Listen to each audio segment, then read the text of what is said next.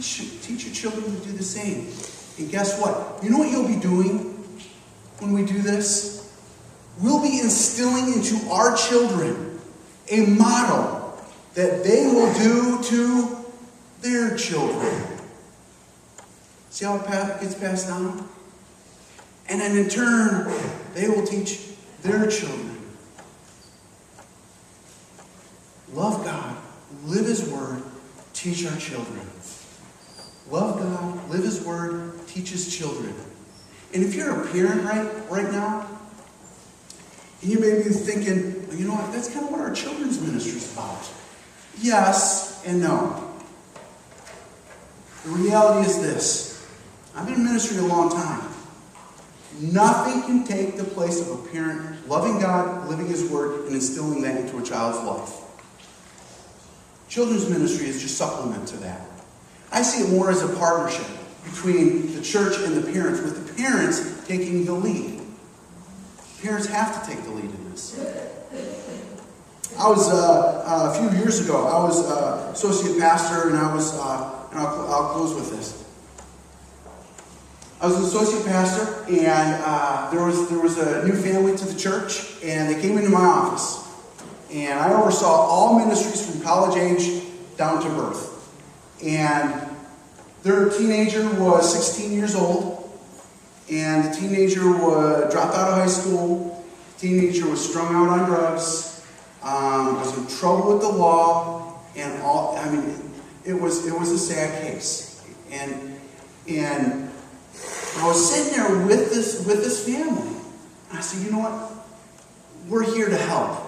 We're here to come alongside you, and I'll definitely do that. You know, and in my role as a pastor, you know, I see this. Maybe you need a little bit more extensive help, and to see a professional counselor. And I will never forget what this family said to me in this conversation. I told this family, I said, listen, it took 16 years for this to happen. It's going to take a while for this to get some healing here. And they looked at me and goes, that's the church's job. And I want my child fixed in 3 weeks.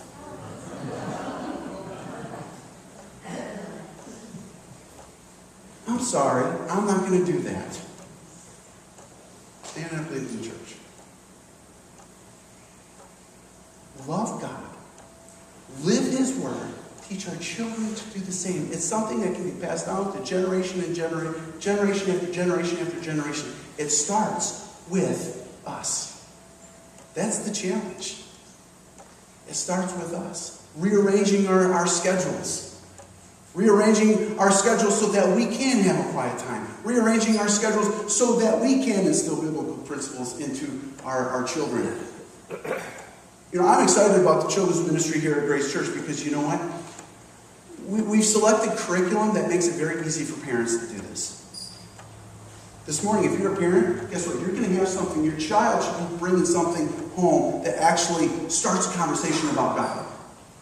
There's like a family devotions that your child should get. That's on Sunday morning. Monday night, it's the same thing. There's something given to the family so that this can start becoming the center, and so that we can continue to build strong families, and continue to love God, live out His Word, and teach children to do the same. Let's pray. Jesus, we just thank you for who you are. We thank you for the gift of our children. We thank you that you are a God that is gracious, abounding in love, that we are so deserving death, that you chose for us not to have death. We ask that you give us wisdom as we teach this to our children. Teach it to our nieces and our nephews and our grandchildren. And also teach others around us. Jesus, give us the wisdom to love you more deeply and to live your word with more of a commitment and resolve. We love you, we praise you, and we ask that you just continue to encourage us and nurture us in this area. And you may be sitting there and you have not made a decision to follow Jesus. And you may be still in the camp of deserving death, deserving and going to hell. And that's why Jesus died on the cross, so that you don't need to taste death.